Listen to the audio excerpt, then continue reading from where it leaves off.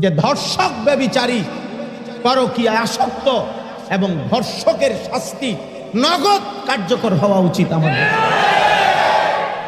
আমার মাটিতে আজ 8 বছরের কন্যা নিরাপদ না, আমার জাতির ভবিষ্যৎ কি হবে বলেন? আমাদের মেয়েরা, বাচ্চা মেয়েরা কেমনে বড় হবে? তোমাদের ছোট বোন বড় হবে কেমনে আব্বা?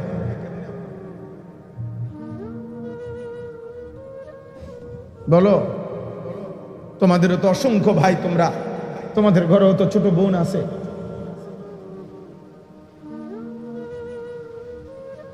যে মাটিতে 8 বছরের কন্যা যদি নিরাপদ না থাকে, ধর্ষিতা হয়, রক্তাক্ত হয়, লাশ টুকরা হয়ে যায়, আগামী দিনে আমাদের সম্ভাবনা, আমাদের ভবিষ্যৎ কি?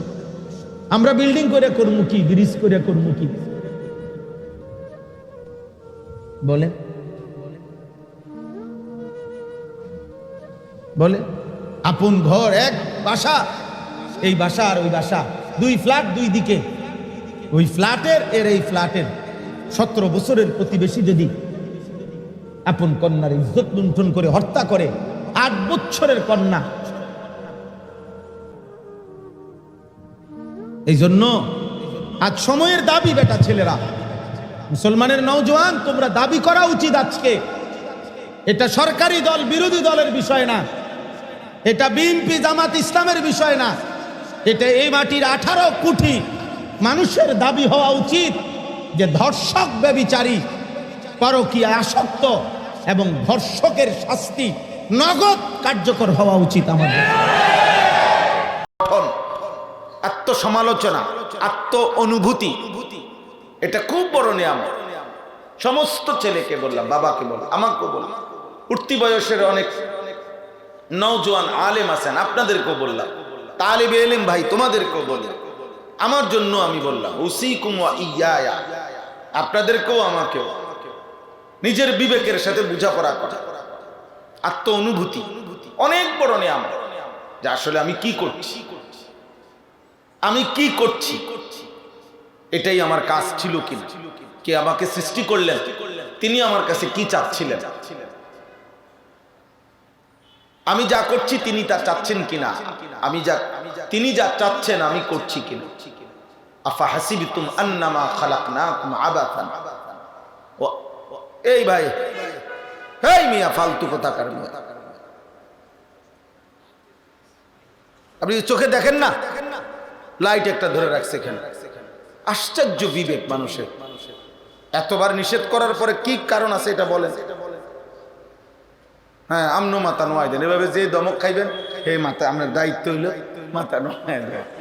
বা কি সুন্দর সিস্টেম, এটা কোন কথা হইল?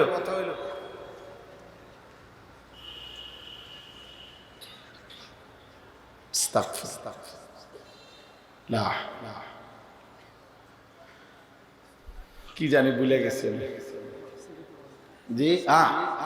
আফা হাসিবতুম আন্নামা খালাকনাকুম আবাথান ওয়া আন্নাকুম ইলাইনা লা তুরজাউন। আল্লাহ তাআলা মহব্বতের সাথে আমাদেরকে বলছে, বান্দা তোমরা কি ভেবেছো আমি তোমাদেরকে অনর্থক সৃষ্টি করেছি? এতটা কষ্ট করলাম, আমাদের অস্তিত্ব মাটির মধ্যে ছিল, আমরা জানতাম না কতদিন থেকে, কত বছর মাটির অস্তিত্বে আল্লাহ তাআলা আমাদের জন্য রেখেছেন আমাদেরকে। আল্লাহ তাআলা বলেন, সেখান থেকে একদিন নির্দিষ্ট পরিমাণ খাবার উৎপাদন করে তোমার বাবার লোকমা পৌঁছাইছিলাম, সেখানে তুমি ছিলে। সেখান থেকে তোমার বাবার বীর্যের ফোঁটা তৈরি হয়েছে, সেখানে তুমি ছিলে। একদিন নির্দিষ্ট সময়ে তোমার মায়ের জরায়ুর মধ্যে বীর্যের ফোঁটা আমি পৌঁছাইছি, সেখানে তুমি ছিলে। এরপরে সেই ফোঁটা বীর্যকে আমি আল্লাহ জমাট রক্ত বানাইছি, জমাট রক্তকে গোশতের টুকরা বানাইছি, গোশতের টুকরাটাকে হাড্ডির একটা খাঁচা কঙ্কাল বানাইছি, হাড্ডির সেই খাঁচাটার উপরে প্রয়োজন পরিমাণ গোশত দিয়ে নাক, চোখ, কান, হাত পাও লাগায়া একটা সুন্দর দেহের আকৃতি দিয়েছি। এরপরে একটা নির্দিষ্ট সময়ে রূহ ফুঁকে দিয়ে তোমার মায়ের পেট থেকে আমি বের করেছি। তুমি জানো বান্দা, এই দীর্ঘ পরিক্রমা, এত লম্বা সময়, বলা যায় 9 মাস তো মার পেটে না ছিলা, মায়ের জরায়ুতে, মাটির অস্তিত্ব ছিল কতদিন? লাম ইয়াকুন শাইআম মাযকুরা, তোমার নাম নিশানাও কেউ জানতো না, কিন্তু মাটির মধ্যে তো প্রাণের অস্তিত্ব ছিল। আল্লাহ বলেন আমি শুধু জানি, কেউ জানে না। তাহলে এইভাবে এত লম্বা সময় পার করে আল্লাহ তাআলা বলেন আমি তোমাকে বানিয়েছি। এরপরে আল্লাহ তাআলা বলেন সুম্মা নুখরিজুকুম তিফলান, আমি তোমাকে শিশু বানাইছি। আমি তোমাকে যৌবনের শক্তি লিতাবলুগু আশুদ্দাকুম, সব শক্তি পূর্ণ করে দিয়ে যৌবন দিয়েছি। যৌবনকে আল্লাহ বলছে যে আমি তোমাকে সমস্ত শক্তি পূর্ণ করে দিয়েছি, এর নাম যৌবন। যৌবন মানে শুধু হাত শক্ত হইছে এটা না, চোখ, নাক, কান, দিল, দিমাগ, হাত, পাও, ব্রেন, লজ্জাস্থান, শরীরের সমস্ত অঙ্গের পূর্ণ শক্তি যেটাকে বলে। একজন মানুষের শরীরে যেটুকু পূর্ণ শক্তি থাকে আল্লাহ বলে সেটা পূর্ণ সবটা অঙ্গে আমি দিয়েছি, ফলে সেটার নাম হয়েছে যৌবন। সেটা আমি করেছি, আমি করেছি। অতঃপর একটি নির্দিষ্ট সময়ে আমি আল্লাহই আবার তোমাকে বৃদ্ধ এবং দুর্বল বানিয়ে দিয়েছি।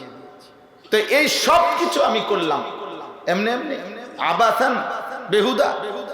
খাইবা, ঘুমাইবা, পেশাব করবা, লজ্জাস্থানের চাহিদা পূরণ করবা, জিনা করবা, ব্যভিচার করবা, মদ খাইবা, জুয়া খেলবা, নারী দেখবা, উলঙ্গ ছবি দেখবা, সুদ খাইবা, কিস্তি নেবা, গালি দেবা, চা দোকানে আড্ডা দিবা, বিড়ি খাইবা, সিগারেট খাইবা। কি হালাল কি হারাম, কি পাক কোনটা না পাক কিচ্ছু ভাববা না, এমনি এমনি। আহাসিবান নাসু আন ইউতরাকু আন ইয়াকুলু আমান্না ওয়া হুম লা ইফতানুন। আল্লাহ বলে বান্দা তোমরা কি ভেবেছো মুখে শুধু বলবা আমি মুসলমান আর আমি আল্লাহ এমনিতেই ছেড়ে দেব, কোনো পরীক্ষা নেব না, জান্নাত দিয়ে দেব? জান্নাত এত মামুলি, জান্নাত এত সস্তা, আখিরাত এত কম দামি হয়ে গেল? আফা হাসিবতুম, এরপরে বলছে আহাসিবান নাস, এরপরে বলছে আম হাসিবতুম আন তাদখুলুল জান্নাহ ওয়ালাম্মা ইয়াদখুলিল্লাহুল্লাযীনা জাহাদু মিনকুম ওয়া ইয়ালামাস সাবিরিন। আল্লাহ বলে তোমরা কি ভেবেছো তোমরা এমনি এমনি জান্নাতে চলে যাবা? অথচ আমি আল্লাহ তো এখনো দেখলাম না আল্লাহর পথে, আল্লাহর জন্যে, দ্বীনের জন্যে, আল্লাহর কালিমার জন্যে, নিজের ঈমান আমলের হেফাজতের জন্যে কারা কারা জিহাদ ফি সাবিলিল্লাহ, আল্লাহর রাস্তায় জিহাদ করেছো কয়জন? আমি তো এখনো দেখিই নাই। এখনো তো যারা গুনাহ থেকে বাঁচার ক্ষেত্রে ধৈর্য ধারণ করেছো কয়জন? আমার হুকুম পালনের ক্ষেত্রে ধৈর্য ধারণ করেছো কয়জন? এটা আমি না দেখেই জান্নাত দিয়ে দেব? আল্লাহ তাআলা বলেন একটা গুরুত্বপূর্ণ কথা মনে রাখবেন, ছেলেরা, বাপ, নওজোয়ান, যার বিবেক আছে, দোস্ত আমি তোমাকে বলছি, আল্লাহ কোরআনে আহ্বান করছে বারবার যে হে আমার বান্দা, জমিন ঘুরে দেখো, ইতিহাসের পাতা উল্টায়া দেখো, এই পৃথিবীতে যুগে যুগে তুমি যা করছো তোমার সাথে তুমি মিলায় নাও যে তোমার মতো আচরণ এই পৃথিবীতে আর কেউ করেছিল কিনা, আর তাদের পরিণতি কি হয়েছিল তুমি একটু খবর নাও। মিথ্যাবাদীর পরিণতি কি হয়েছে? ফানজুরু কাইফা কানা আকিবাতুল মুকাদ্দিবিন। আল্লাহ বলে বান্দা দেখো না মিথ্যাবাদীদের যুগে যুগে পরিণতি কি হয়েছে। ফানজুরু কাইফা কানা আকিবাতুল মুফসিদিন। জমিনে যারা ফাসাদ করত, বিশৃঙ্খলা, সন্ত্রাস, অন্যায়, জোর জুলুম করেছে, তাদের পরিণতি কি হয়েছে বান্দা দেখো।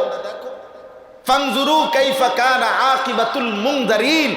আল্লাহ বলে দেখো আমি আল্লাহ যাদেরকে নবীর মাধ্যমে, রাসূলের মাধ্যমে, আসমানি কিতাবের মাধ্যমে ভয় দেখাইছিলাম, অথচ তারা আমার কথা শুনে নাই, তাদের পরিণতি কি হয়েছিল দেখো। ফানজুরু কাইফা কানা আকিবাতুল লাযিনা মিন ক্বাবলিহিম। আল্লাহ বলছে বান্দা দেখো তোমাদের পূর্ববর্তী নাফরমানদের পরিণতি কি হয়েছিল।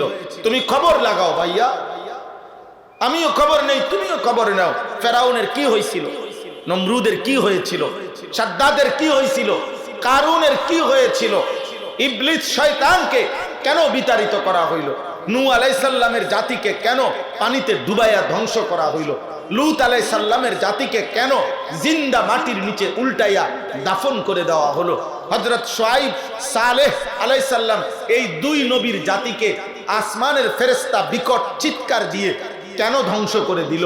ভাইয়া বলো, বলো ভাই। ফেরাউন কেন ডুবে গেল? তাহলে এই একই পরিণতি কি তোমার হবে না? নাফরমানের পরিণতি কি হবে এটা বোঝা যায় না? আল্লাহ তাআলা কোরআনে বারবার বলছেন আল্লাহ তাআলা কোরআনুল কারীমের মধ্যে,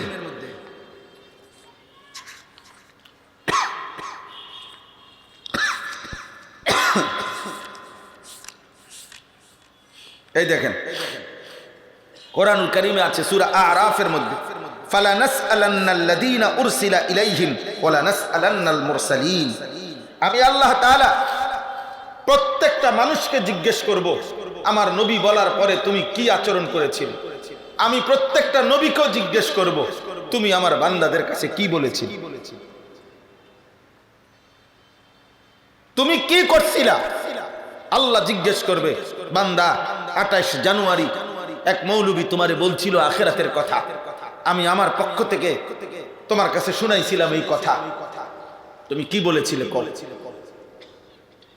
আবার নবী রাসূল এবং তাদের ওয়ারিস উলামা ওনাদেরকে আল্লাহ বলবে তোমরা কি বলেছিলে বলো। তখন কেমনে লড়ে যাবেন, সরে যাবেন কেমনে বলে। এই জন্য আমি যুবক ভাই অনেক দিন আমি অনেক সময় বলছি যে আমি নওজোয়ান, আমি সেদিন হাসরের মাঠে বলবো যে মাওলা আমি বলেছিলাম তোমার বান্দাদের কাছে, আমি বলেছিলাম আখিরাতের কথা, আমি বলেছিলাম জাহান্নামের কথা। সেদিন আমি বলেছিলাম, আমরা বলেছি আপনাদের কাছে, আপনারা খামখেয়ালি মনে করছেন। আলাম তাকুন আয়াতি তুতলা আলাইকুম ফাকুনতুম বিহা তুকাদ্দিবুন। আল্লাহ তাআলা বলেন আমার একটা আয়াত বান্দা আমি আল্লাহ আমার দায়িত্বে তোমার কাছে পৌঁছাইছিলাম, কিন্তু তুমি মিথ্যা মনে করেছো, তুমি খামখেয়ালি মনে করছো, তুমি মামুলি মনে করেছো, তুমি এটারে ফাজলামি মনে করছো, তামসা মনে করছেন, তামাশা। এই জন্য ভাই আমার, বন্ধু আমার, আমি অনুরোধ করছি প্রত্যেকে নিজের দিকে নজর দিন, বলেন ইনশাআল্লাহ। নিজের দিকে আত্ম উপলব্ধি করে আমিও আপনিও, আমি আপনি দুজন হিসাব মিলা। আমাদের শায়েখ আরিফ বিল্লাহ হাকিমুন নফস আল্লামা মুফতি মুশতাকুন নবী কাসিম আমারে ব্যক্তিগতভাবে শায়েখ অনেক দিন বলছে, মাওলানা ওয়াজ মাহফিলের কারণে যেন জামাত ছুটে না যায়, ওয়াজ মাহফিলের কারণে যেন নামাজ ছুটে না যায়, জামাত ছুটে না যায়। অর্থাৎ সেদিন কিছুদিন আগেও বলছে, মাওলানা এই ওয়াজ মাহফিল হইতে পারে যেদিন আমাদের মৃত্যু হবে সেদিনও পৃথিবীতে ইমানদারও থাকবে, নাফরমানও থাকবে, অনুগত অবাধ্য থাকবে, কিন্তু আমি যদি আমার আখিরাত বরবাদ করি হইতে পারে আমার মৃত্যুর পরে কেউ বদলে যাবে, কিন্তু আমি যদি আমার আখিরাত নষ্ট করি তাহলে আমি কি জবাব দেব বলে। হইতে পারে ছেলেটা পাল্টে যাবে, ভালো হয়ে গেল, কিন্তু আমি যদি নিজের আখিরাত নষ্ট করি, নিজের ঈমান আমল আখিরাত নষ্ট করি, তো আমি কি বলবো, কি বলবো।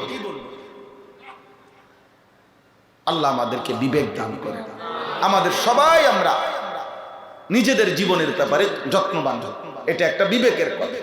কাউকে আল্লাহ তাআলা এক জাররা ছাড়বে না।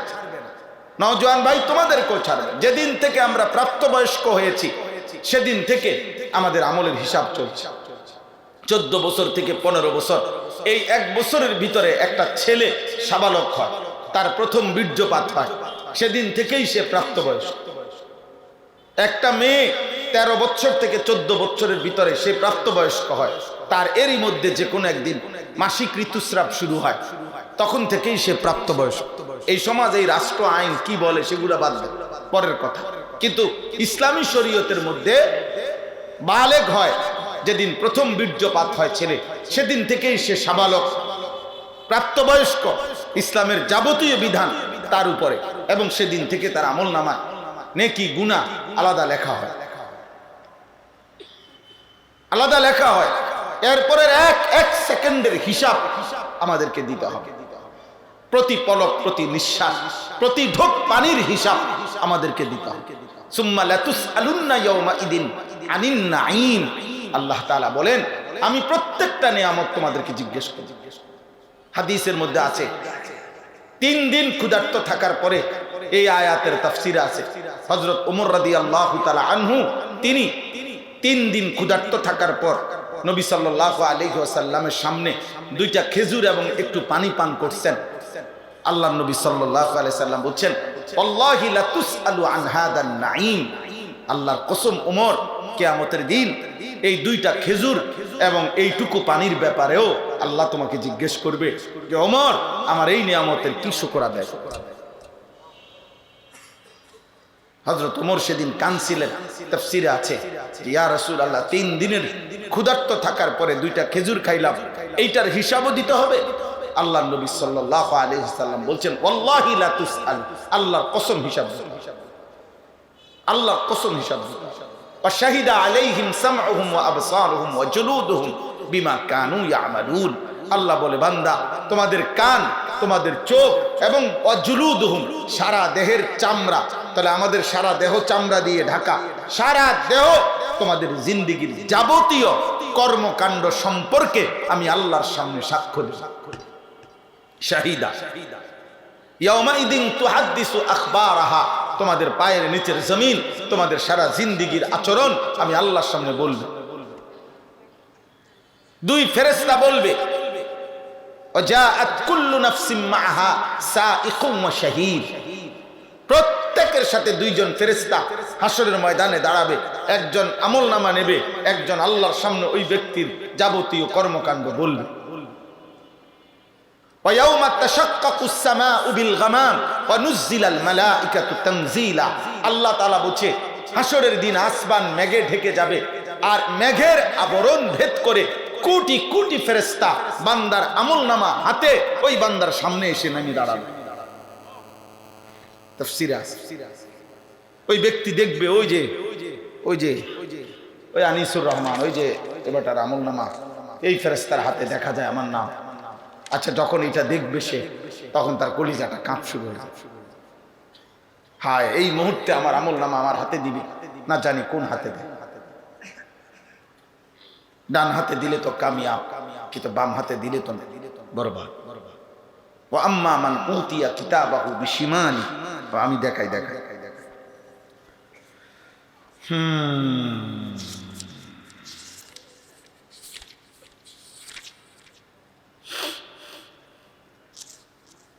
সূরা আল হাক্কা কোন পারা? 29। এই যে দেখ, হ্যাঁ ঠিক আছে, পাইছি। ওয়া আম্মা মান উতিয়া কিতাবাহু বিশিমালি, আল্লাহ তাআলা বলেন হাসরের ময়দানে যার আমলনামা বাম হাতে দেয়া হবে, এটা দিলেই, আপনি নিবের সিস্টেম নাই, ফেরেশতাই দিবে, দিলেই ওই ব্যক্তি কি করবে? মানে লোকটা আমলনামা হাতে বাম হাতে পেয়েই কি বলবে? আল্লাহ তাআলা বলেন, সে বলবে ফায়াকুলু ইয়া লাইতানি লাম উতা কিতাবিয়া, তৎক্ষণাৎ নাফরমান চিৎকার দিবে আর বলবে, হায় আমার মন্দ কপাল, আজ আমলনামা যদি আমার হাতে না দিত। 1 2 ওয়ালাম আদরি মা হিসাবিয়া, হায় হায় আজ এই হিসাবের দিনে যদি আমি উপস্থিত না হতাম। 3 ইয়া লাইতাহা কানাতিল কাদিয়া, হায় আফসোস, আমলনামা আমার হাতে দেওয়ার আগে আমার যদি মৃত্যু হয়ে যেত। 4 মা আগনা আন্নি মালিয়া, হায় আফসোস, আমার সারা জিন্দেগীর অর্জনকৃত মাল আজ আমার কোনো কাজে আসলো। এরপরে হালাকা আন্নি সুলতানিয়া, আমার বাদশাহী, আমার ক্ষমতা, আমার শক্তি, আমার যৌবন, আমার সামর্থ্য, আমার প্রভাব, আমার যত অহংকার সবকিছু আজ শেষ হয়ে গেল। খোদার কসম ভাইয়া, নাফরমান তো এটা বলবে মাতালের মতো, বাম হাতে আমলনামা পাইয়া এই আবল তাবল কথা বলা শুরু করবে। তখন আল্লাহ বলবেন যে এরপরে শব্দ দেখেন, খুজুহু ফাগুল্লু, আল্লাহ বলবেন ফেরেশতা ওরে ধর, বেঈমান রে ধর, তারে ধর ফাগুল্লুহু, ধরে তারে এবার বেঁধে ফেল, তারে বাঁধে, টাইট করে বাঁধে তারে, কোনো কথা নাই, বাঁধ তারে। সুম্মাল জাহিমা সাল্লু, অতঃপর আল্লাহ বলবেন ওরে বাইদা জাহান্নামে লাথি মাইরা ছুঁড়ে মার, দে ফেলাই। ওরে বান দিয়া ফালাই দে জাহান্নাম, সুম্মাল জাহিমা সাল্লু, অতঃপর জাহান্নামে ছুঁড়ে মার। তুমি যদি বলো যে এটা কোরআন, দোস্ত এটা কোরআন শরীফ, এটা আজকে একদিন না 1450 বছর ধরে